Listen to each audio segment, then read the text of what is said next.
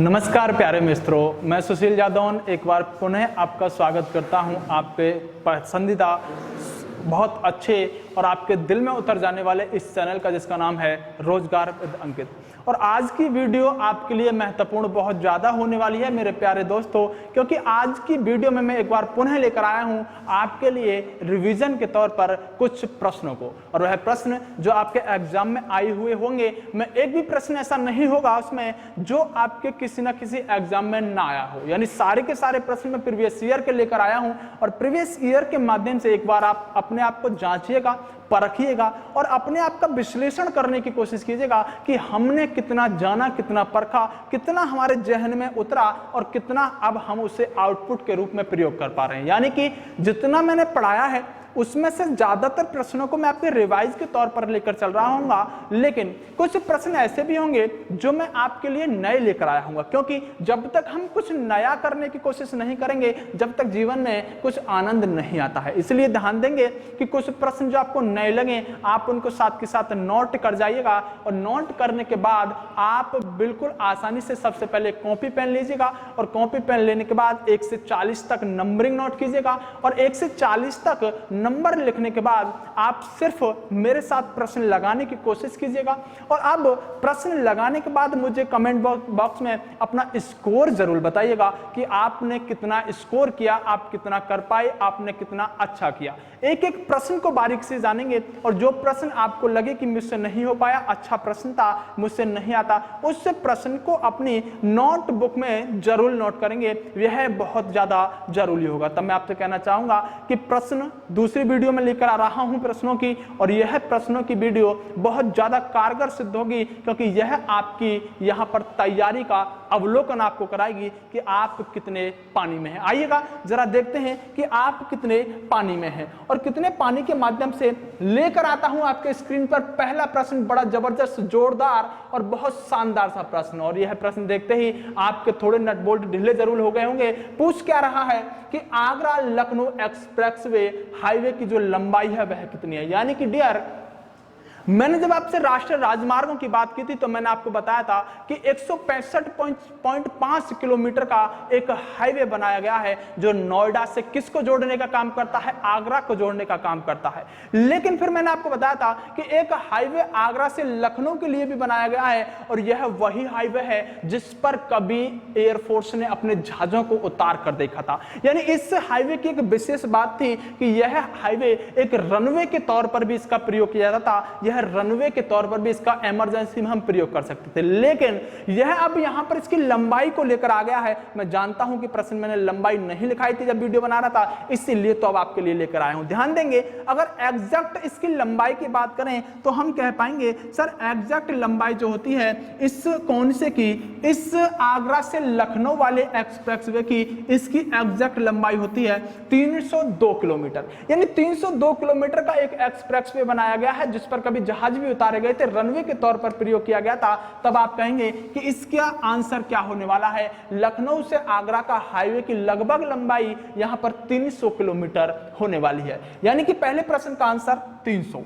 आगे बात करते हैं, कह रहा है यमुना एक्सप्रेसवे है उत्तर प्रदेश, आई थिंक 2015 में जो एग्जाम हुआ था उस उत्तर प्रदेश पुलिस के एग्जाम में यह प्रश्न पूछा था। 2015 है या 2012 है, थोड़ा सा पुराना प्रश्न था, मतलब पुराने टाइम पर पूछा गया था, लेकिन आज भी आपके लिए महत्वपूर्ण है। और पूछ क्या रहा है, अभी मैं इस वीडियो से पहले ही बात कर चुका था कि जो यमुना एक्सप्रेसवे है, यानी कहां से जाता है, नोएडा से आरंभ होता है, आप सभी जानते हैं। यमुना एक्सप्रेसवे कहां से कहां तक जाता है, बस इस बात को पूछ रहा है। और आप सभी जानते हैं सर ग्रेटर नोएडा से आरंभ होता है, लेकिन नोएडा तो इसमें दो जगह है, नोएडा से आरंभ होकर आगरा तक जाने का काम करता है। आप आसानी से कहेंगे कि यमुना एक्सप्रेसवे ग्रेटर नोएडा को आगरा से जोड़ने का काम करता है।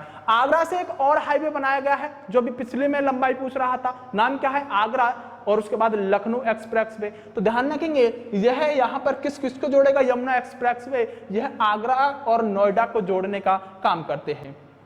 आगे प्रश्न में आते हैं, राष्ट्रीय राजमार्ग विकास परियोजना के उत्तर दक्षिण तथा पूर्व पश्चिम गलियारे मिलते हैं। मैंने कहा था कि सबसे ज्यादा पूछा जाने वाला प्रश्न, और मैंने आपको एक स्ट्रक्चर के माध्यम से बताया था कि यह 4 तरह से, यहां पर 4 बिंदु अगर रहे हैं और 4 बिंदुओं के माध्यम से जो यह रोडों का निर्माण किया गया है, इसको हम कह सकते हैं उत्तर दक्षिण पूर्व पश्चिम गलियारा। आप इसे जानते हैं, यहां पर सिलचर था, यहां पर पोरबंदर था, उसके बाद यहां पर था कौन सा, यहां पर ऊपर श्रीनगर और नीचे कन्याकुमारी। यानी सिलचर और पोरबंदर, कन्याकुमारी और श्रीनगर, और यह जो एक रोड बनाए गए थे इस तरह से, मैंने आपको बताया था जब मैं अपनी वीडियो में बता रहा था कि यह प्रश्न बहुत ज्यादा इंपॉर्टेंट है कि यह पूरा पश्चिम उत्तर दक्षिण गलियारे एक दूसरे को कहां क्रॉस करते हैं, तो इस स्थान को पूछने की कोशिश करता है। और मैंने आपसे बताया था बहुत ज्यादा महत्वपूर्ण यह प्रश्न है, झांसी वह स्थान है जहां पर उत्तर दक्षिण पूर्व पश्चिम गलियारे एक दूसरे को क्रॉस करने का काम करते हैं, और यही प्रश्न आपसे पूछा है। आप क्या कहेंगे, उत्तर दक्षिण पूर्व पश्चिम गलियारे एक दूसरे को कहां पर, झांसी में काटने का काम करते हैं। उत्तर प्रदेश की प्रमुख वाणिज्यिक उपज है। देखिए, जब भी आपसे प्रश्न गलत कराना होता है तो वह प्रश्न को किस तरह से बदलेगा, या तो एक प्रश्न में 2 प्रश्न पूछने की कोशिश करेगा, यानी एग्जामिनर के पास जब प्रश्न नहीं रहते हैं तो वह प्रश्न को टफ बनाने की कोशिश करता है, और क्या करता है कि एक प्रश्न में 2 प्रश्न पूछने की कोशिश करता है। मैं अभी आगे बात करूंगा, लेकिन कई बार अगर उसने भाषा में परिवर्तन कर दिया तो वह आपके लिए बहुत मुश्किल का विषय बन जाता है। यहां पर इसने जो वाणिज्यिक शब्द प्रयोग किया है, इसका अर्थ बहुत कम लोग निकाल पाएंगे। दरअसल पूछना सिर्फ इतना चाह रहा है, अगर मैं इस प्रश्न को अटेम्प्ट कराना चाहूं तो आप शायद कुछ लोग इसको अटेम्प्ट नहीं कर पाए, लेकिन अब मैं अगर इस प्रश्न को इस तरह से पूछूं, जिन्होंने मेरी वीडियो देखी है कि उत्तर प्रदेश के अंदर नगदी फसल कौन सी है, तो आप आराम से कहेंगे कि नगदी फसल उत्तर प्रदेश के अंदर एकमात्र है गन्ना। और मैंने आपसे कहा था कि गन्ना नगदी फसल है, और नगदी का मतलब कि वह फसल जो सिर्फ बेचने के उद्देश्य से बोई जाए, यानी वह फसल जो बेचने के उद्देश्य से बोई जाती है वह नगदी या फिर वाणिज्यिक फसल कही जाती है। तो आप कहेंगे क्या गेहूं नगदी फसल है? नहीं सर, अपने खाने के लिए भी हम उसे बोते हैं। तब गन्ना एक ऐसी फसल है जिसको हम अपने घर में किसी भी काम में प्रयोग नहीं ले सकते, हम अपने घर में चीनी नहीं बना सकते, सर ये तो बेचनी ही पड़ेगी, तो हम इसे कहेंगे कि नगदी फसल कौन सी है उत्तर प्रदेश में, गन्ना है। कपास का भी प्रयोग हम अपने घर में कर सकते हैं, जूट का प्रयोग भी कर सकते हैं, तिलहन का भी प्रयोग करते हैं, लेकिन गन्ना एक ऐसी फसल है जो बेचनी पड़ेगी। आगे बात करते हैं डियर अगले प्रश्न पर, उत्तर प्रदेश में आंवले का सर्वाधिक उत्पादन करने वाला जिला कौन सा है? आंवले के बारे में पूछ रहा है, जो विटामिन सी का यहां पर सबसे अच्छा स्रोत माना जाता है, और कह रहा है कि आंवला उत्तर प्रदेश में सबसे ज्यादा कहां होता है। महत्वपूर्ण प्रश्न है, ध्यान देंगे। जो प्रतापगढ़ जिला है डियर, इस प्रतापगढ़ के अंदर सबसे ज्यादा आंवला उत्पादन किया जाता है संपूर्ण उत्तर प्रदेश में। कोई समस्या नहीं होनी चाहिए, यह प्रश्न आपको याद होगा। आगे बात करते हैं, निम्नलिखित में से कौन सा युग्म सुमेलित नहीं है, यानी कि आपको सिर्फ स्थानों के नाम दिए हैं और उसके अलावा आपको देखना है कि यह जो नाम है यह किस चीज को इंडिकेट कर रहे हैं। तो आपको ध्यान आ जाना चाहिए, अगर आप जीके पढ़ रहे हैं उत्तर प्रदेश की, तो यह कुछ एयरपोर्टों के नाम दिए गए हैं, यानी एयरपोर्टों के नाम और उसके सामने उसका शहर दिया गया है। तब आपको एक बात पता होना चाहिए कि फुर्सतगंज जो एयरपोर्ट है वह कहां पर है। तो आप कहेंगे कि फुर्सतगंज एयरपोर्ट जो है यह रायबरेली में पड़ता है। सर, अगर उत्तर प्रदेश के रायबरेली में फुर्सतगंज पड़ता है, और फुर्सतगंज में कौन सा है, यानी फुर्सतगंज एयरपोर्ट कहां पर है? रायबरेली में है। और यही वह पूछना चाह रहा था कि कौन सा सुमेलित नहीं है। आप कहेंगे कि आगरा में फुर्सतगंज नहीं है, फुर्सतगंज कहां पर है? रायबरेली में। आप इसे ऐसे याद रख सकते हैं। जो हमारी कांग्रेस पार्टी की लीडर है, जो कांग्रेस पार्टी के ज्यादातर कट्टर नेता हैं, वह रायबरेली से चुनाव लड़ने का काम करते हैं। और आप जानते हैं कि कांग्रेस की हालत आज के समय में कैसी हो चुकी है, फुर्सत से बैठने का काम कांग्रेस कर रही है। मतलब अब उसके पास न सरकार है, न सत्ता है, न कुछ है, तो फुर्सत से बैठने का काम कर रही है कौन? कांग्रेस। और कांग्रेस के ज्यादातर कट्टावर नेता कहां से चुनाव लड़ने का काम करते हैं? रायबरेली, अमेठी से करते हैं। आगे बात कर लेते हैं। आगे कह रहा है, देश की कुल कृषि योग्य भूमि का कितना प्रतिशत उत्तर प्रदेश में स्थित है? ध्यान दीजिएगा, कह रहा है कि देश की कुल कृषि और योग्य भूमि का, यानी अगर मान लीजिए मैं कहूं कि मेरे पास 50 बीघा जमीन है, लेकिन उसमें से जो फसल उत्पादन करने लायक भूमि है वह सिर्फ 10% है। यानी अब इसी बात को कहना चाह रहा है कि अगर यह पूरी उत्तर प्रदेश के अंदर 100% भूमि पाई जाती है तो इसमें से ऐसी कितनी परसेंट भूमि है जिस पर फसल उगाई जा सकती है, जो फसल उगाने में बहुत उच्चतम कोटि की पाई जाती है। सर सिर्फ 15% कृषि ऐसी है उत्तर प्रदेश में जो कृषि योग्य भूमि है। यानी कितने परसेंट सर? 15% भूमि है और बाकी यहां पर कृषि योग्य अच्छी उच्चतम नहीं है, भले ही आप उस पर खेती करते हो, यह कोई बड़ी बात नहीं है। आगे ध्यान देंगे। यह प्रश्न लेकर आने का मेरा उद्देश्य है कि एक डाउट आपका क्लियर कराना, और प्रश्न सिर्फ इतना है कि दुधवा राष्ट्रीय उद्यान कहां पर है, और दुधवा राष्ट्रीय उद्यान कहां पर है। जब इस प्रश्न को पूछता है तो यह प्रश्न आप अगर थोड़ा सा देख पा रहे होंगे तो यह प्रश्न पूछा गया है, लेकिन मैंने हटा दिया है क्योंकि आपको यह नहीं जानना कि किस परीक्षा में आया है। आप ध्यान दीजिएगा। लेकिन इस प्रश्न की खासियत इतना है कि जो दुधवा राष्ट्रीय उद्यान होता है ना सर, यह दुधवा राष्ट्रीय उद्यान लखीमपुर खीरी और पीलीभीत दोनों में पाया जाता है। और मैंने भी आपको यही लिखाया था कि दुधवा राष्ट्रीय उद्यान लखीमपुर और पीलीभीत दोनों क्षेत्रों में पाया जाता है। मतलब ऐसे समझिएगा, अगर यह पीलीभीत का अगर एरिया है मान लीजिए, और यह मान लीजिए यहां पर खीरी का एरिया है, तो जो हमारा यहाँ पर दुधवा राष्ट्रीय उद्यान है ना सर, वह कुछ इस तरह से फैला हुआ है। मतलब दोनों के सीमा में आता है दुधवा राष्ट्रीय उद्यान, लखीमपुर खीरी में भी और पीलीभीत में भी। तब अब प्रश्न क्या पूछ रहा है कि किस जनपद में है। अब ध्यान देंगे, अब सर दोनों ऑप्शन में डाल दिए हैं और यह प्रश्न परीक्षा में पूछा गया है। और अगर परीक्षा में पूछा गया है तो अगर आपको याद भी है यह प्रश्न कि लखीमपुर खीरी और पीलीभीत में दुधवा राष्ट्रीय उद्यान है, तो यहाँ पर समस्या यह है सर कि सर आंसर क्या लगाएंगे अगर जीवन में परीक्षा के समय ऐसा दुख उत्पन्न आपके जीवन में हो गया। अगर डियर ऐसा दुख उत्पन्न आपके जीवन में हो गया तो ध्यान देंगे कि यह जो यहां पर दुधवा राष्ट्रीय उद्यान है, लखीमपुर खीरी में इसका ज्यादा क्षेत्र पड़ता है और पीलीभीत में इसका कम क्षेत्र पड़ता है। यानी लखीमपुर खीरी में यह ज्यादा एरिया कवर कर रहा है, तो हम इन दोनों ऑप्शनों में से लखीमपुर खीरी को चूज करेंगे और कहेंगे कि यहां पर दुधवा राष्ट्रीय उद्यान कहां पर है? लखीमपुर खीरी में पाया जाता है। जरूर पीलीभीत में पाया जाता है, लेकिन दोनों को कंपेयर कर रहे हैं तो ज्यादा किस में पाया जाता है? यहां पर लखीमपुर खीरी में। और इंपोर्टेंट इसलिए है क्योंकि एक ही तो राष्ट्रीय उद्यान है हमारे संपूर्ण उत्तर प्रदेश में, तो बहुत ज्यादा महत्वपूर्ण होता है। अगले प्रश्न की तरफ लेकर आते हैं, बेहद ही जानदार खूबसूरत से इस प्रश्न को एक बार ध्यान से देखेंगे। निम्नलिखित में से कौन सा अभ्यारण्य सही सुमेलित नहीं है? सबसे पहले प्रश्न पढ़ते समय इस नहीं को कभी मत भूल जाना। कई बार बच्चा इस नहीं को भूल जाता है और सोचता है कि सुमेलित कौन कौन सा है, इस बात पर कोशिश करने की यहां पर ध्यान देता है। लेकिन अगर सही से प्रश्न पढ़ लिया तो ध्यान देंगे, अगर आपको याद है समसपुर, यहां पर पक्षी विहार, रायबरेली, नवाबगंज, अच्छा इलाहाबाद छोड़ते हैं, बखीरा, संत कबीर नगर, उसके बाद सांडी, हरदोई। आप एक बात ध्यान रखेंगे, जो नवाब होते हैं ना, नवाब वे हमेशा उन्नाकर ही चलते हैं। जो नवाब होते हैं ना वह हमेशा उन्नाकर मतलब एक तरह से एक्साइटेड होकर चलते हैं। तो नवाबगंज पक्षी विहार कहां पर है? उन्नाव के अंदर अवस्थित है। तब हम कह सकते हैं कि इसमें से सुमेलित नहीं है। कौन सा? नवाबगंज इलाहाबाद में नहीं होता है, वह कहां पर होता है? उन्नाव में अवस्थित होता है। प्रश्न आसानी से कर पाएंगे क्योंकि यह प्रश्न कई बार पूछा जाता है कि नवाबगंज कहां पर है, इसलिए ध्यान रखेंगे कि नवाब लोगों की स्टाइल ही कुछ अलग होती है। आगे चलते हैं अगले प्रश्न पर। कह रहा है कि उत्तर प्रदेश में एक बब्बर शेर सफारी स्थापित किया जा रहा है, कहां पर है?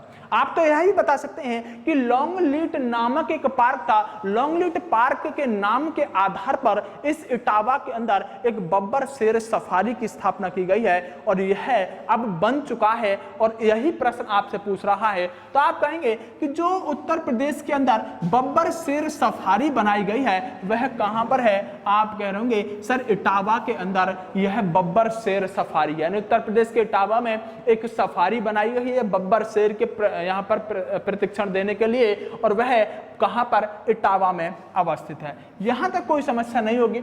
आप कितना कर पा रहे हैं? आशा कर रहा हूं कि जिस बच्चे ने पहली क्लास से लेकर और आज तक की हर क्लास को अगर अटेम्प्ट किया है और उसके बाद नोट्स को अच्छी तरह पढ़ा है, तो मैं जानता हूं कि अभी तक शायद ही कोई ऐसा प्रश्न होगा जो उस छात्र का प्रश्न रुक पाया होगा। एक भी प्रश्न ऐसा नहीं होगा जिसने संपूर्ण क्लासों को लिया है और नोट्स को रिवाइज कर लिया है अगर 2 से 3 बार भी, तो सारे प्रश्न अभी तक वह ठीक कर पाया होगा। हो सकता है कि 1-2 प्रश्न यहां पर छूट रहे हों, लेकिन 1-2 छूटने से कोई समस्या नहीं है, आप ज्यादा ना छोड़ें, बस ऐसी मेरी आशा है। उत्तर प्रदेश में सबसे बड़ा वन्य जीव अभ्यारण्य कोई बता पाएगा? चंद्रप्रभा, किशनपुर, रानीपुर और हस्तिनापुर।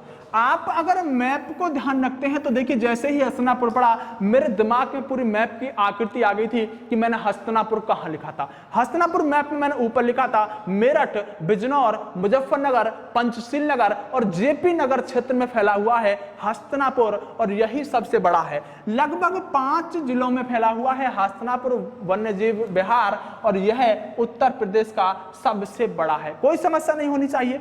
आपसे मैंने छोटा भी पढ़ाया था, बड़ा भी पढ़ाया था।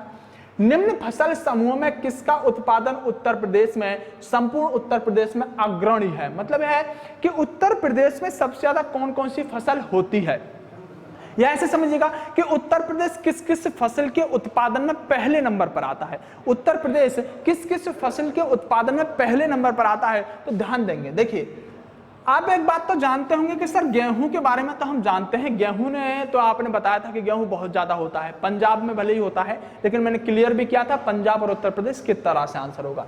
लेकिन सर चना बुंदेलखंड एरिया में होता है, यह भी बात आपको पता होनी चाहिए। यहां पर गेहूं और जौ चना दिया है, लेकिन चना गेहूं से ज्यादा नहीं हो सकता, गेहूं तो यहीं पर दिया हुआ है। तब पहले नंबर पर सर गेहूं ही आना चाहिए, और अगर पहले नंबर पर गेहूं आना चाहिए तो हमारे 2 ऑप्शन तो हो नहीं सकते, क्योंकि पहले नंबर पर इन्होंने चना दे दिया। लेकिन उसके बाद गेहूं, जो मूंगफली और गेहूं, गन्ना, आलू। आप जानते हैं मूंगफली सबसे ज्यादा कहां पर होती है? सबसे ज्यादा गुजरात के अंदर मूंगफली का उत्पादन किया जाता है। तब आप इस प्रश्न को यहां से ऑप्शन को हटा देंगे। आप कह रहे होंगे कि सबसे ज्यादा गेहूं का उत्पादन उत्तर प्रदेश में होता है, दूसरे नंबर पर गन्ना का उत्पादन उत्तर प्रदेश में होता है, तीसरे नंबर पर आलू का उत्पादन सबसे ज्यादा उत्तर प्रदेश में होता है, पहले नंबर पर है उत्तर प्रदेश इन तीनों उत्पादनों में। और आप आसानी से इस प्रश्न का आंसर भी लगा पाए होंगे। आगे बात करते हैं कि अगला प्रश्न आपसे कहता क्या है और किस तरह से।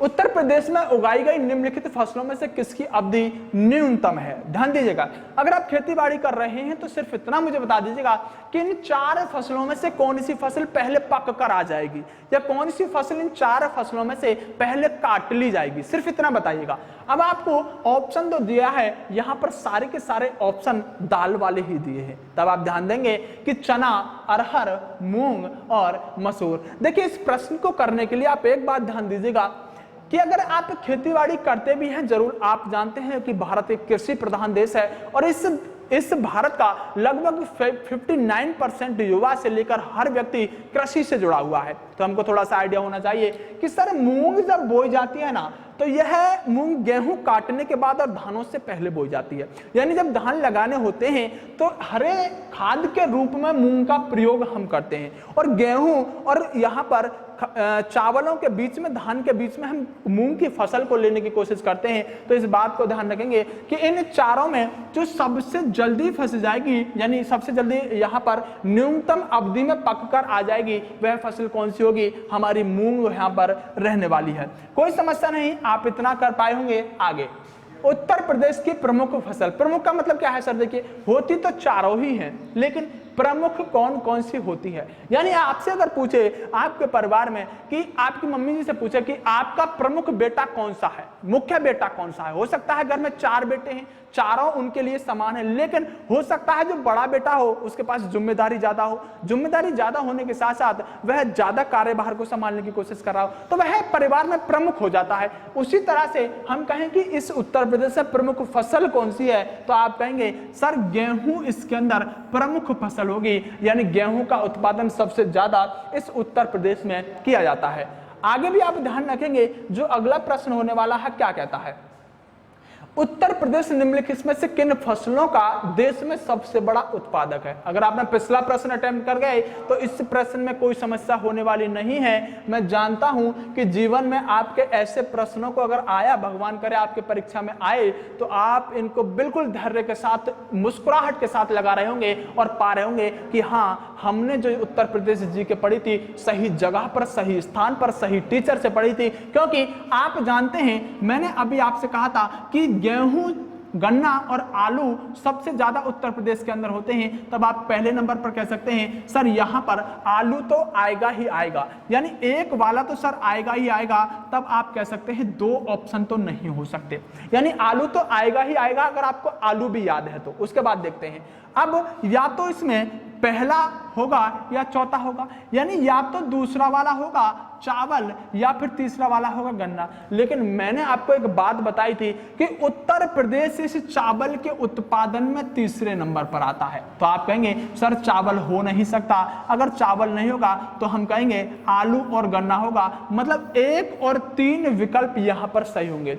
यह प्रश्न थोड़ा सा अच्छे लेवल के बन जाते हैं जब इस तरह से ऑप्शन रखने लगता है। मतलब समझ जाएगा कि कंपटीशन को बढ़ाने की कोशिश एग्जामिनर कर रहा है। अगर सीधा प्रश्न पूछना होता तो वह सीधा आपको वन लाइनर में क्वेश्चन पूछ सकता था, लेकिन उसने यहां पर इस प्रश्न को और ज्यादा टिपिकल बनाने की कोशिश की है और यहां पर ऑप्शन के साथ कुछ खेल करने की कोशिश की है। लेकिन आप ध्यान रखेंगे कि चावल जो है यह उत्तर प्रदेश के अंदर तीसरे नंबर पर आता है। लेकिन ध्यान दीजिएगा दोस्तों, मैंने आपसे कहा था कि उत्तर प्रदेश चावल के उत्पादन में तीसरे नंबर पर आता है, लेकिन कुछ किताबें इसे दूसरे नंबर का राज्य लिख रही होंगी। तो इस बात को क्लियर कर लीजिएगा। जैसे गेहूं का हमने यहां पर एकदम से क्लियर कट किया था कि किस तरह से पंजाब और उत्तर प्रदेश में गेहूं के उत्पादन में भिन्नता पाई जाती है, उसी तरह जब इस चावल को कुछ किताबें तीसरे नंबर की जगह उत्तर प्रदेश को कह रही होंगी कि उत्तर प्रदेश दूसरे नंबर पर आता है, तो एक बात ध्यान रखिएगा कि दूसरे नंबर पर वह इस आधार पर लिख रही हैं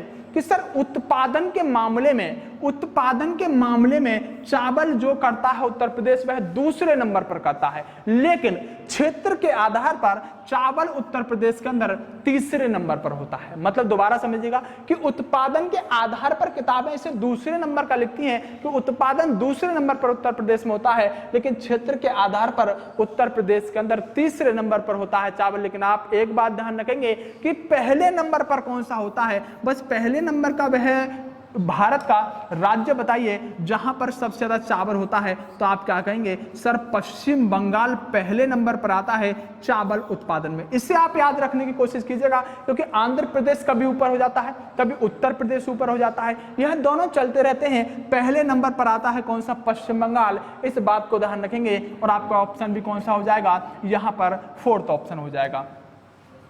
आगे ध्यान देंगे कि उत्तर प्रदेश में खरीफ की फसल की बुआई होती है। यानी अब आपसे प्रश्न यह पूछ रहा है कि आपको इतना पता होना चाहिए कि खरीफ की फसलें कौन सी होती है और रबी की फसलें कौन सी होती है। मैं आपको जब पढ़ा रहा था तो मैंने आपसे कहा था कि आप एक प्रश्न को याद रख जाइएगा, और एक प्रश्न कौन सा है कि सर जो रबी होता है ना, इस रबी की फसल के अंतर्गत गेहूं आता है। बस अगर आप एक लाइन को याद रख गए ना कि रबी की फसल किस में है, गेहूं में है, तो सारे प्रश्न आप लगाओगे, चाहे वह फसल से कहीं से भी प्रश्न पूछे।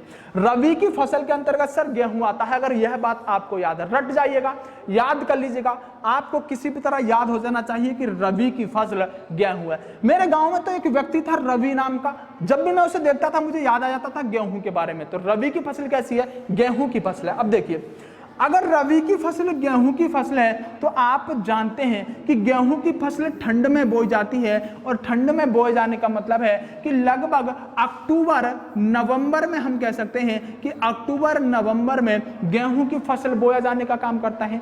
तब अगर अक्टूबर नवंबर में गेहूं की फसल बोई जाती है और यह रबी की फसल है, तो इसका मतलब अगर इसने खरीफ की फसल पूछी है तो हम एक बात कह सकते हैं कि अक्टूबर नवंबर से दूसरे क्षेत्र में बोई जा रही होगी, दूसरे टाइम में बोई जा रही होगी। यानी वह कब बोई जा रही होगी, जून जुलाई में बोई जा रही होगी। मैंने फसलों के बारे में आपको बताया था कि रबी की और खरीफ की फसलें दो प्रमुख होती हैं।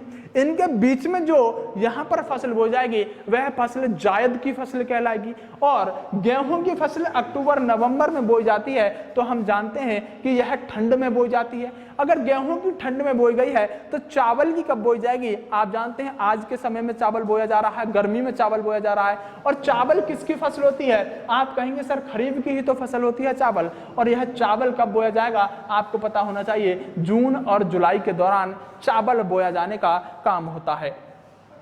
अगले प्रश्न पर लेकर आते हैं कि निम्नलिखित में से किस दलहन फसल का क्षेत्रफल उत्तर प्रदेश में सर्वाधिक है।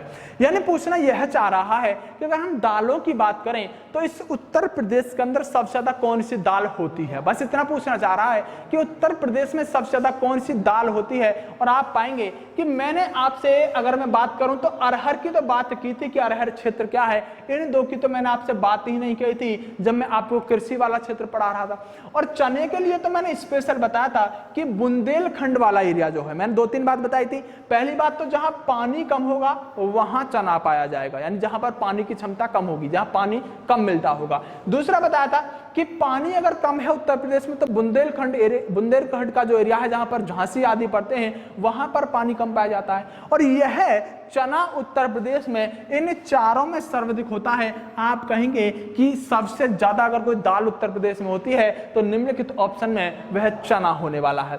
आप आसानी से इस प्रश्न को कर पाए होंगे।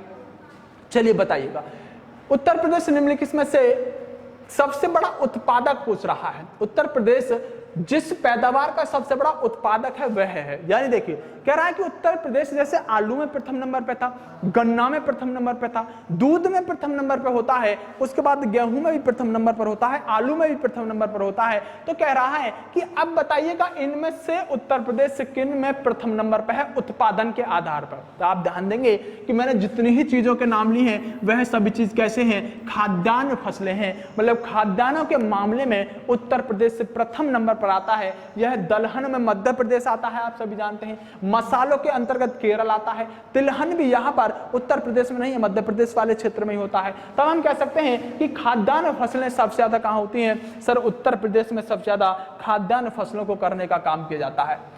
उत्तर प्रदेश में कौन सा जिला अवनालिका अपरदन से सर्वाधिक प्रभावित होता है? यह प्रश्न मैं फिर से कह रहा हूं कि लैंग्वेज के साथ जैसे ही उसने थोड़ा सा खेलना शुरू किया आपके प्रश्न आपसे छूटता हुआ नजर आएगा। सोचिएगा अवनालिका, अवनालिका होता क्या है, हो क्या सकता है अगर नहीं भी पता। मान लीजिए प्रश्न एग्जाम में आ गया और एग्जाम में आने के बाद अब आपको इस प्रश्न में सबसे ज्यादा समस्या यही आएगी कि अवनालिका का मतलब क्या होता है। अगर आपको यह अवनालिका का मतलब पता चल गया तो आप इस प्रश्न को शायद अटेम्प्ट कर पाए। ध्यान दीजिएगा, अवनालिका का मतलब होता है बीहड़। बीहड़ मतलब कि जहां पर नदी बहती है कोई बड़ी और वह नदी अगर बहुत ज्यादा जमीन को काट देती है, घाटी का निर्माण कर देती है, तो वह जब नदी बह रही है अब उस घाटी में उसे अवनालिका कह सकते हैं। आप इस नालिका से याद रखिएगा, नालिका मतलब पानी किसी नाली में बहकर आगे बढ़ रहा है, नालिका। और वह कौन सी नदी है जो सबसे ज्यादा बीहड़ का निर्माण करती है? सर चंबल नदी सबसे ज्यादा बीहड़ का निर्माण करती है, आप इस बात को भी जानेंगे। और चंबल नदी किस क्षेत्र में पाई जाएगी? आप कहेंगे इटावा क्षेत्र के अंदर यह नदी अवनालिकाओं का निर्माण करेगी। और हम कहेंगे कि इटावा के अंदर अवनालिका, क्योंकि देखिए चंबल का आपको नदियों में पढ़ा चुका हूं, चंबल आपको पता होना चाहिए कहां से निकलती है, मध्य प्रदेश क्षेत्र से ही तो नीचे से निकल कर आती है। और यह इटावा यानी इटावा क्षेत्र से निकलती है और मध्य प्रदेश में भी तो बहती है। तो अवनालिका कहां कौन सी नदी बनाएगी? चंबल बनाएगी। कहां? इटावा में। आगे बात करते हैं।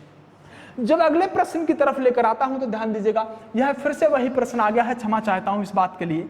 आगे ध्यान देंगे, निम्नलिखित में से कौन सा एक खनिज उत्तर प्रदेश में नहीं पाया जाता? यह प्रश्न किस परीक्षा में पूछा गया है? यह बात अगर मैं आपको बताऊं तो आपको देखने में लगेगा कि सर ऐसा तो हो नहीं सकता, लेकिन बहुत अच्छी परीक्षा में यह प्रश्न पूछा गया था।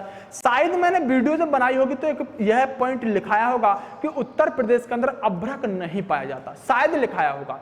लेकिन अगर नहीं भी लिखाया तो ध्यान देंगे कि आपको चूना पत्थर जरूर देखने के लिए मिला होगा जब मैं आपको यह सारे अभ्रक पढ़ा रहा हूँ। बॉक्साइड मैंने याद भी कराया था, AB एल्यूमिनियम और बॉक्साइड, और कहां C मतलब चंदौली में होता है।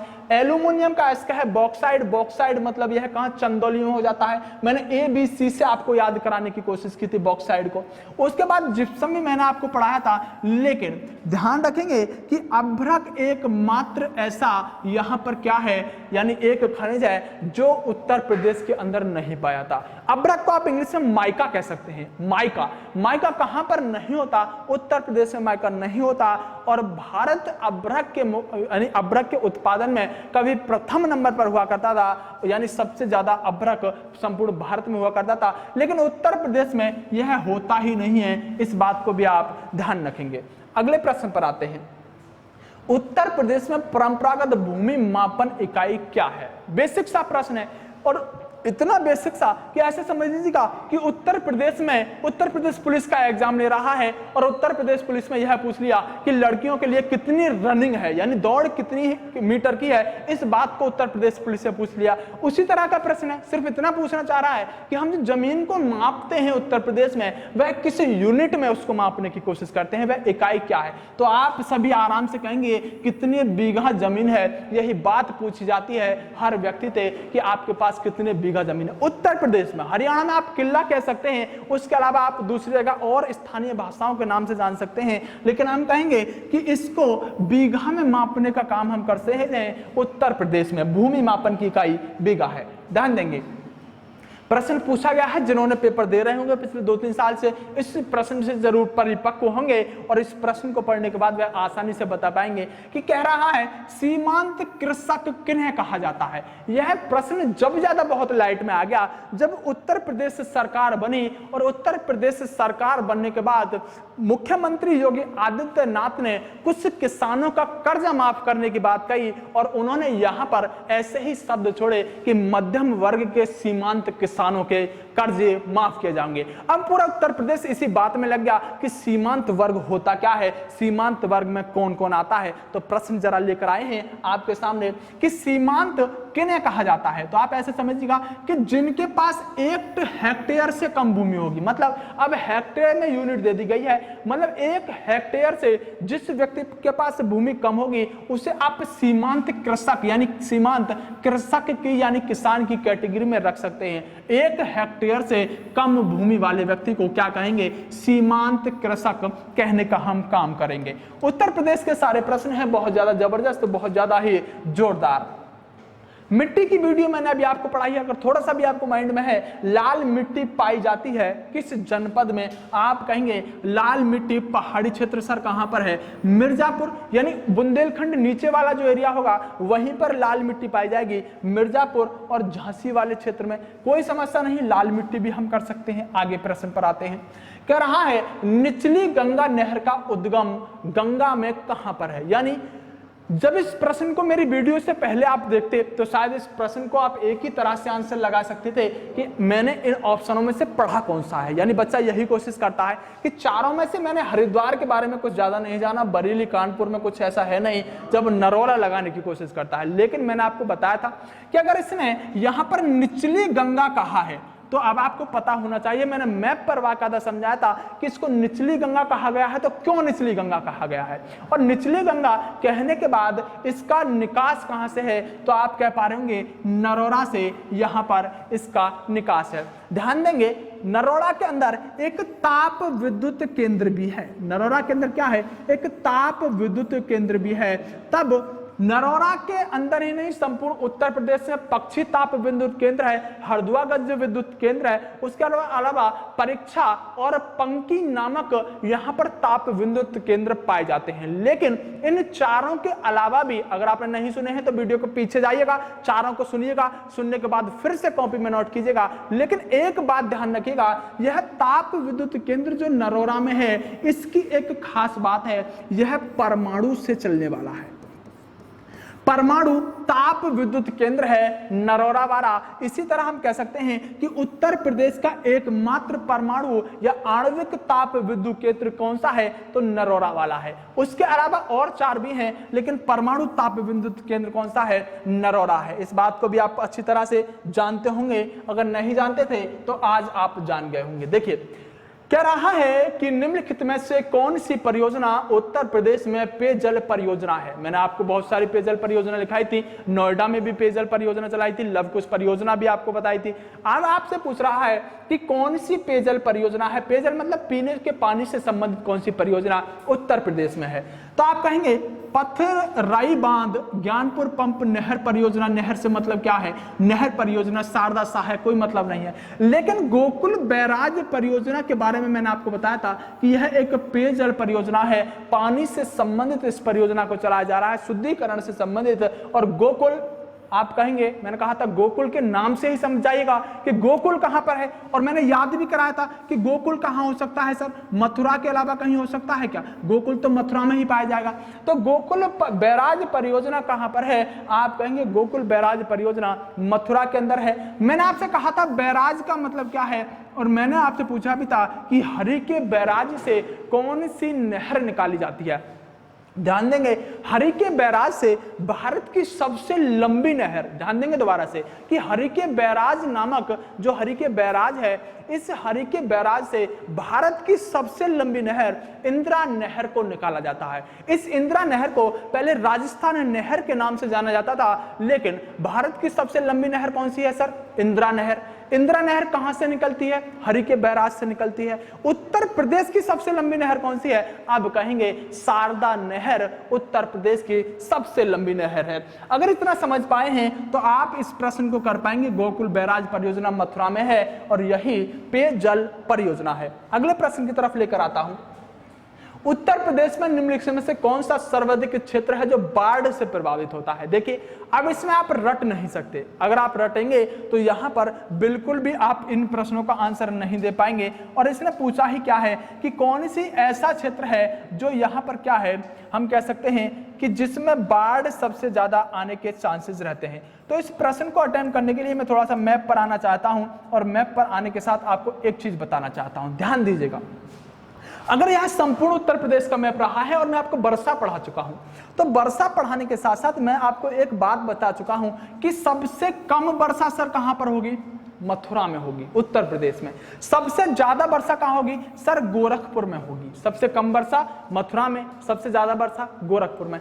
तो अगर आप मैप पर थोड़ा सा आइडिया रखते हैं कि मथुरा कहां है और गोरखपुर कहां है, तो आप आसानी से कह पाएंगे कि अगर सर गोरखपुर यहां पर पड़ता है और यह वाला जो क्षेत्र है यह वर्षा ज्यादा होती है, तो आप बताएं जहां वर्षा ज्यादा होगी वहां बाढ़ ज्यादा आएगी या जहां वर्षा कम होगी वहां ज्यादा बाढ़ आएगी। आप कहेंगे सर यहां इस क्षेत्र में ज्यादा वर्षा आएगी, तब अगर यह दिशा उत्तर रही हो, यह दिशा दक्षिण रही हो, यह दिशा पूरब रही हो और यह दिशा पश्चिम रही हो, तो आप क्या कहेंगे सर पूर्वी क्षेत्र में बाढ़ आने की संभावना ज्यादा रहेगी जहां पर वर्षा ज्यादा होती है। क्योंकि आप जानते हैं कि बंगाल की खाड़ी से उठने वाला मानसून इस तरह से भारत में एंट्री करता है, और जब भारत में इस तरफ से एंट्री करता है बंगाल की खाड़ी से उठने वाला मानसून, तो जानते हैं झमाझम बारिश भी यहीं पर कर रहा होगा यह मानसून। आप इसे भी आप जानते हैं कि इसकी एक धारा इस तरफ आगे बढ़ जाती है और इस तरफ आगे बढ़ने के बाद जो यह धारा ऊपर की तरफ जाती है, यह नेपाल से, जो नेपाल में शिवालिक रेंज है हिमालय की, उससे टकरा जाने के बाद फिर से इधर ही एक बार आ जाती है और फिर से यहां भी झमाझम बारिश करती है।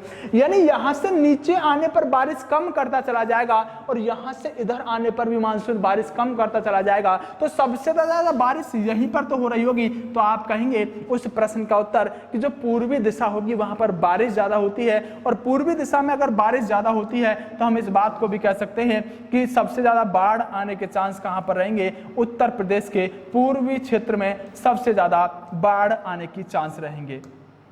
यानी कि क्षेत्र कौन सा होगा, बाढ़ जहां पर सबसे ज्यादा आने के चांस होंगे वह क्षेत्र रहने वाला है यहां पर पूर्वी क्षेत्र। कोई समस्या नहीं है, मैंने आपको समझाया, लेकिन अगर आपको पता होता तो लगा पाते। उत्तर प्रदेश में सिंचाई का सबसे बड़ा स्रोत क्या है, पूछ सिर्फ इतना रहा है कि जो हम खेत करते हैं, कृषि करते हैं, उसमें हम पानी लगाने का सबसे ज्यादा साधन कौन सा प्रयोग करते हैं। तो आप जानते हैं कि नलकूप जो होता है इसमें लगभग 72% हम इसी का प्रयोग करते हैं, नलकूपों का मतलब ट्यूबवेल आदियों का, और नहर आदियों का प्रयोग हम लगभग 18% करते हैं। तो हम कह सकते हैं कि उत्तर प्रदेश में कृषि का सबसे बड़ा सिंचाई का जो स्रोत है वह नलकूप होता है, लगभग 72%। अगले प्रश्न पर आते हैं। संपूर्ण खनिजों में, मैं आपसे बार बार कह रहा था कि अगर आप खनिज पढ़ रहे हैं तो एक प्रश्न ध्यान रखिएगा, यूरेनियम, और वही प्रश्न आ गया है कि यूरेनियम सबसे ज्यादा कहां पर पाया जाता है, और पूछ क्या रहा है कि उत्तर प्रदेश में यूरेनियम के सीमित भंडार की खोज कहां पर की गई। अगर आपने रट रखा है तो आप इसको आराम से कर पाएंगे, क्योंकि मुझे तो याद रहता है ललितपुर। लेकिन आप इसको एक ट्रिक के माध्यम से याद करने की कोशिश कीजिएगा। यूरेनियम कहाँ पाया जाता है? ललितपुर में जाना जाता है। तो आप ध्यान रखेंगे, ललित का मतलब होता है नया, ललित का मतलब नया, और यह नियम का मतलब होता है कानून। आप ऐसे ही किसी तरह अपनी भाषा में रिलेट कर लीजिएगा, यानी कि यूरेनियम कहाँ पाया जाता है? ललितपुर में पाया जाता है। प्यारे दोस्तों, मैं आज आपको एक चीज बताना चाहता हूं कि जब भी आप जीके पढ़ें, मैं आपको उत्तर प्रदेश जीके पढ़ा रहा हूं, लेकिन बहुत लंबा अनुभव रहा है इस जीके के साथ, मेरा संबंध बहुत पुराना रहा है। शायद आपको भी अनुभव नहीं होगा, इतना पुराना इस जीके के साथ मेरा संबंध रहा है। लेकिन अब मैं आपको एक चीज बताने वाला हूं कि जब भी इस जीके को आप, मैं जानता हूं सबसे बड़ी समस्या लोगों के साथ जीके के साथ ही रहती है कि सर याद नहीं होती, सर ध्यान नहीं रहा, पढ़ा क्या था।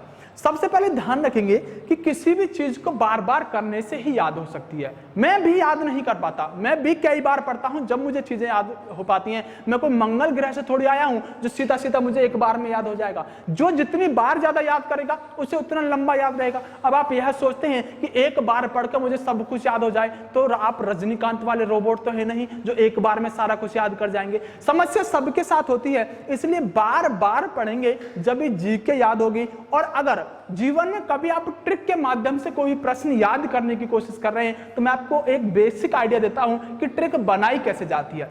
जब भी आपको कोई भी प्रश्न याद करना हो तो उसका प्रश्न लीजिएगा और उसका आंसर लीजिएगा, और दोनों शब्दों से कोई ऐसा तालमेल बिठाने की कोशिश कीजिएगा जिससे आपके दिमाग में वह बात सेट हो जाए। यानी उस प्रश्न को और आंसर के दोनों के शब्दों में कोई तालमेल बिठाने का कोशिश कीजिएगा जिससे वह बात याद रह पाए। मैं एक एग्जाम्पल के तौर पर आपको समझाने की कोशिश करता हूं। जैसे देखिए, प्रश्न पूछा जाता है कि लाहौर जो क्षेत्र है, यानी लाहौर जो है पाकिस्तान में है, यह लाहौर किस नदी के किनारे बसा हुआ है। अगर मैं आपसे श्रीनगर पूछता, आप आराम से झेलम बता रहे होते, लेकिन लाहौर किस नदी के किनारे बसा हुआ है, और इसका आंसर होता है कि लाहौर रावी नदी के किनारे बसा हुआ होता है। अब मैं अगर इसको याद करने की कोशिश कर रहा होता तो मैं अब इसको कह रहा होता कि यह रा से खत्म हुआ है और रा से ही शुरू हुआ है, और मैं आज के बाद जिंदगी भर नहीं बोलूंगा कि लाहौर किस नदी के किनारे है। जब भी मैं इस लाहौर शब्द को लिखा देखूंगा ना, तो मुझे रे याद आएगा, और रे के बाद अब कोई नदी याद नहीं आएगी, मुझे तुरंत याद आएगा रावी के किनारे बसा होगा। यानी उस प्रश्न और उस उत्तर का तालमेल बिठाने का सही तरीका ही होता है जीके को याद करना। अब इस प्रश्न को विभिन्न प्रकार से आप याद करने की कोशिश करेंगे। 10 नदियां ले लेंगे, उसके बाद उनके क्षेत्र ले लेंगे और एक कहानी के तौर पर बना रहे होते हैं। और किस तरह से बना रहे होते हैं, जब परीक्षा में बैठे होते हैं तो अब याद नहीं आ रहा होता कि विषाणु की ट्रिक कौन सी थी, जीवाणु की कौन सी थी, कवक की ट्रिक कौन सी थी, नदियों की ट्रिक कौन सी थी, सब कुछ फेल हो गया होता है। और वह ट्रिक वाले जो मास्टर होते हैं ना, सबसे ज्यादा फेल होने की कोशिश करते हैं। सबसे बढ़िया रामबाण तरीका बता रहा हूं, अगर एग्जाम में आपको लाहौर लिखा दिख गया तो आपको दिमाग में तुरंत रावी आ जाएगा, ऐसा मेरा मानना है। उस प्रश्न से उस आंसर तक पहुंचने की कोशिश अपने जीवन में करिएगा। सबसे ज्यादा उम्दा तरीका हो सकता है यह जीके को तैयार करने का। चलिए, मैं आपको कोई ट्रिक नहीं पढ़ा रहा हूं, क्योंकि मेरा पहले से कभी तरीका रहा ही नहीं है ट्रिक के माध्यम से कोई चीज याद करने का। जरा आइएगा, कह रहा है कि निम्नलिखित में से कौन सा सुमेलित नहीं है। बहुत जबरदस्त प्रश्न होता है जब इस नहीं शब्द को जोड़ता है, और ज्यादातर प्रश्न गलत करने का यही से पहला कदम होता है कि जब व्यक्ति नहीं को नहीं पढ़ पाता। ध्यान देंगे, कह रहा है कि सुमेलित नहीं है। पहली बात तो आपको मैं बार बार रटा चुका हूं, यूरेनियम, और कहां पर है, ललितपुर है, बाकी पढ़ना ही नहीं है। जब आपको मैं कह चुका हूं कि खनिज में कुछ भी भूल जाइएगा, लेकिन एक मत भूल जाइएगा कि यूरेनियम ललितपुर में होता है। यूरेनियम ललितपुर में होता है, मैं बार बार इस बात को कहता हूं। और आपको जैसे ही यह प्रश्न दिखा, देखिए करा गया ना अटेम्प्ट 1 मिनट में, पूछ रहा था कि सुमेलित नहीं है, और आपको पता है यूरेनियम कहां होता है, यूरेनियम ललितपुर में होता है। और आप आराम से यह प्रश्न अटेम्प्ट कर जाएंगे कि यूरेनियम तो ललितपुर में होता है, झांसी कैसे कह सकता है। आंसर क्या होगा, यूरेनियम झांसी में नहीं होता, यही गलत है। रानी लक्ष्मीबाई बांध अवस्थित है किस नदी पर। आप जानते हैं रेहंद नदी कहां बहती है, आप कहेंगे सोनभद्र क्षेत्र में बहती है रेहंद नदी। और जो सोन नदी है उसी को काटने का काम करती है। इस पर एक बांध भी बनाया गया है, लेकिन इसने पूछा है रानी लक्ष्मीबाई बांध। टॉन्स नदी यह तो वह नदी है जो यमुना की सहायक नदी होती है और उत्तर प्रदेश में पहले यमुना में मिलती है, फिर यह गंगा में आकर मिल जाती है। कैन भी उसी तरह यमुना की सहायक नदी है तो बेतवा भी, लेकिन ध्यान रखेंगे कि बेतवा नदी पर रानी लक्ष्मीबाई बांध बनाया गया है और रानी लक्ष्मीबाई बांध से याद रखेंगे कि रानी लक्ष्मीबाई और यह अंग्रेजों से युद्ध लड़ने के लिए बेताब रहती थी। मतलब रानी लक्ष्मीबाई अंग्रेजों से युद्ध लड़ने के लिए बेताब रहती थी। कुछ इस तरह से याद रखने की कोशिश करेंगे कि रानी लक्ष्मीबाई बांध कहां पर है, आप आराम से बता पा रहे होंगे। ध्यान दीजिएगा, जीटी रोड नहीं गुजरती है। पूछ रहा है कि जीटी रोड जो है ग्रांड ट्रंक रोड जिसका निर्माण कभी शेरशाह सूरी ने कराया था, यही पूछ रहा है कि निम्नलिखित में से कहां से गुजरता है। पहली बात तो इस प्रश्न को वही अटेम्प्ट कर पाएगा जो एग्जैक्ट लोकेशन जानता होगा कि जीटी रोड जाता कहां से है। पहले तो यह जो प्रश्न था जीटी रोड विभिन्न प्रकार के से NH 91 को ही लोग कहते थे कि यही जीटी रोड है, कभी शेरशाह सूरी ने बनवाया था, लेकिन नहीं। आपके लिए होमवर्क होगा, मैं आपको बता देता हूं कि वैसे जीटी रोड अलीगढ़ से नहीं गुजरता है, लेकिन फिर भी आपके लिए यही होमवर्क होगा कि आप जीटी रोड कहां से गुजरता है, हरियाणा की सारी जगह, उत्तर प्रदेश की सारी जगह और लास्ट तक कहां तक जाता है, आप एक बार मैप के माध्यम से या बुक के माध्यम से क्लियर करेंगे कि जीटी रोड कहां से गुजरता है, कहां से नहीं गुजरता। क्योंकि आज तो इसने अलीगढ़ ऑप्शन में डाल दिया, कल को अगर इसने खुर्जा को ऑप्शन में डाल दिया, बुलंदशहर को ऑप्शन में डाल दिया, तो आप कब तक रटेंगे। आपको थोड़ा आइडिया होना चाहिए कि यह जो जीटी रोड है गुजरता कहां से है और कहां से नहीं गुजरता, तब आप इस प्रश्न को अटेम्प्ट कर पाएंगे। चलिए, कह रहा है कि उत्तर प्रदेश में कोयले के भंडार पाए जाते हैं और वह क्षेत्र कौन सा है। देखिए, इस प्रश्न को आप किसी भी तरह अटेम्प्ट कर सकते हैं, कोई समस्या नहीं है। दरअसल बात यह है कि मैं तो सिंगरौली गया हूं और जब सिंगरौली गया था तो मुझे पता था कि इतनी ज्यादा कोयले की आंधी वहां पर उड़ती है कि काली काली ही हवा चलती है। और सिंगरौली क्षेत्र सोनभद्र जिले में पड़ता है और जहां पर कोयले की खान बहुत ज्यादा पाई जाती है, बहुत ऊंचे ऊंचे पहाड़ टाइप के क्षेत्र होते हैं। और सिंगरौली में क्या होता है, यहाँ पर सबसे ज्यादा कोयला उत्पादन होता है। इस सिंगरौली क्षेत्र से ही आपको पता होगा कि ओबरा जो है डैम जो है उसके लिए यहाँ पर क्या जाता है, हम जानते हैं कोयला जाने का काम करता है। जब मैं इस सिंगरौली को और कोयले का संबंध आपको खनिजों में पढ़ा रहा था तो मैंने सारी चीज आपको क्लियर की थी। आशा करता हूं कि कोयले पर आने वाला यह खान आप मत भूल जाएगा, बहुत महत्वपूर्ण होता है सिंगरौली। मैंने अभी तक आपसे लगभग 34 से 35 प्रश्न पूछे थे और 34 से 35 प्रश्न पूछने का मतलब था कि आशा करता हूं कि आज की वीडियो में आपका स्कोर बहुत अच्छा रहा होगा और उम्मीद करता हूं कि आप अपने स्कोर को एक बार कमेंट बॉक्स में मुझे जरूर अवगत कराएं। और अगर कोई प्रश्न आपने गलत किया है तो उस प्रश्न को भी लिखें कि आपने कौन सा प्रश्न गलत किया है, आपका स्कोर कितना रहा। मैं देखना चाहूंगा कि कितने व्यक्ति हैं जो बहुत ज्यादा टॉप रैंक पर सबसे ज्यादा स्कोर यहां पर कर पाए। लेकिन ध्यान दीजिएगा, सबसे पहले मैं आपको, जब मैंने आपसे वादा किया था कि मैं जो प्रश्न आपसे पूछे गए हैं उन प्रश्नों के आंसर तभी दूंगा, तब मैं अगली वीडियो में कभी प्रश्नों पर बात करूंगा। ध्यान दीजिएगा, सबसे पहला प्रश्न मैंने आपसे कभी पूछा था कि यहां पर क्षेत्रफल के अनुसार जिलों के बारे में पूछा था, जिसके बारे में बहुत ज्यादा लोग कंफ्यूज थे। आप ध्यान रखेंगे, क्षेत्रफल के अनुसार सबसे छोटा जिला उत्तर प्रदेश का हापुड़ होता है, उसके बाद भदोही होता है और उसके बाद आगे भी इसी तरह चलते चले जाएंगे। लेकिन जो व्यक्ति संत रविदास नगर आदि बताते हैं, ध्यान रखिएगा, हापुड़ क्षेत्रफल के अनुसार सबसे छोटा जिला होता है। अगला प्रश्न मैंने कभी पूछा था आपसे, जो प्रश्न था वह यह था कि वह कौन सा उत्तर प्रदेश का जिला है जो सिर्फ एक जिले से ही अपनी सीमा बनाने का काम करता है, तो वह जिला होता है ललितपुर। यानी अगर आप मैप से देखते तो पाते कि ललितपुर सिर्फ एक ही जिले से सीमा बनाता है और वह जिला जो ललितपुर के साथ सीमा बनाने का काम करता है वह होता है झांसी। यानी झांसी के साथ सीमा बनाने का काम करता है ललितपुर। आपका आंसर होना चाहिए था ललितपुर। मैंने एक प्रश्न पूछा था कि भारत का वह कौन सा राज्य है जो कि 4 भागों में बटा हुआ है, भारत का वह कौन सा राज्य है जो 4 भागों में बटा हुआ है और जिसकी सीमा आपस में एक दूसरे के साथ नहीं लगती। मतलब आप ऐसे समझ लीजिएगा कि अगर यह भारत रहा होता, इस भारत के अंदर एक राज्य या केंद्र शासित प्रदेश है जो पांडुचेरी है, वह पांडुचेरी थोड़ा सा यहाँ पर है, थोड़ा सा यहाँ पर है, यहाँ पर, यानी पांडिचेरी नाम एक बोला जाता है और इस तरह से 4 जगह पर बटा हुआ है, यमन, कराईकल, माहे और पांडिचेरी। यह 4 नाम होते हैं, यमन, कराईकल, माहे और पांडिचेरी।